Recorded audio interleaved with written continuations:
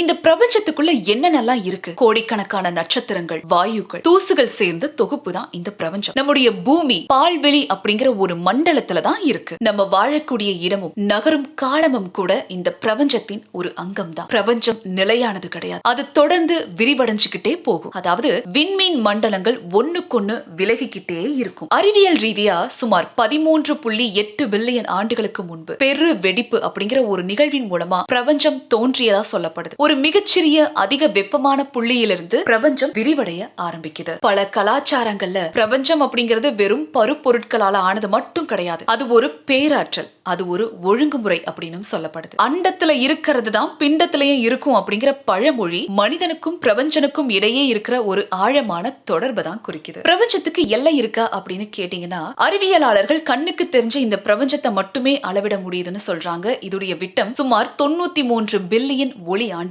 ஆனா இதுக்கு அப்பால பிரபஞ்சம் இன்னும் விரிஞ்சுக்கிட்டே இருக்கலாமா? அது ஒரு முடிவுற்றதா அல்லது ஒரு வளையத்தை போன்றது இருக்குமா அப்படிங்கிறது இன்னும் ஒரு மர்மமாவே இருக்கு. நீங்க வானத்துல இருக்கிற ஒரு நட்சத்திரத்தை பார்க்கறீங்க அப்படின்னா உண்மையிலேயே அதோடைய கடந்த காலத்தை தான் பாக்குறீங்கன்னு அர்த்தமா. உதாரணத்துக்கு சூரிய ஒளி நம்மள அடைய 8 நிமிஷம் ஆகுது. ஒரு நட்சத்திரம் நம்ம கிட்ட இருந்து 100 ஒளியாண்டுகள் தூரத்துல இருந்தா அந்த நட்சத்திரம் 100 ஆண்டுகளுக்கு முன்னாடி எப்படி இருந்ததோ அதை தான் இன்னைக்கு நம்ம பாக்குறோம். விண்வெளியில காற்று கிடையாது. சத்தம் பரவுவதற்கு காற்று போன்ற ஒரு ஊடகம் வேணும். அதனால பிரபஞ்சத்துல மிகப்பெரிய நட்சத்திரங்கள் வெடிச்சா கூட அங்க எந்த சத்தமும் கேட்காது. ஏன்னா பிரபஞ்சம் அப்படிங்கிறது ஒரு அமைதியான பெருவெளி. நம்ம உடல்ல இருக்கிற கால்சியம், இரும்பு, கார்பன் போன்ற அணுக்கள் கோடிக்கணக்கான வருஷங்களுக்கு முன்னாடி ஏதோ ஒரு நட்சத்திரத்துக்கு உள்ள உருவானதுதான். அந்த நட்சத்திரங்கள் வெடிச்சு சிதறிய போது வெளியான துகள்களை பின்னால கோள்களாகவும் மனிதர்களாகவும் மாறுச்சு. அதனாலதான் நம்ம எல்லாருமே நட்சத்திரங்களின் தூசிகள் அப்படின்னு வானியல் அறிஞரான கார்ல் சகன் அப்படின்றவர் சொல்லியிருக்காரு. பிரபஞ்சத்துல இருக்கிற மணல் துகள்களை விட